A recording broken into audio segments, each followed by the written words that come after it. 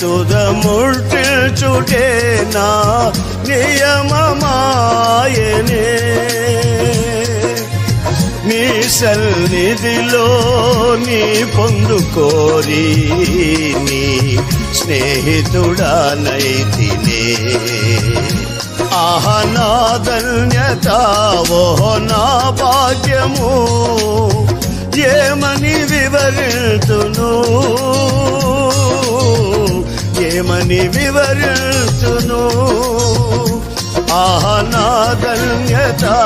ఓహో నా భాగ్యము ఏమని వివరించును ఏమని వివరించును నేనెందుకని నీ సొత్తుగా మారితిని యేసయ్యా నీ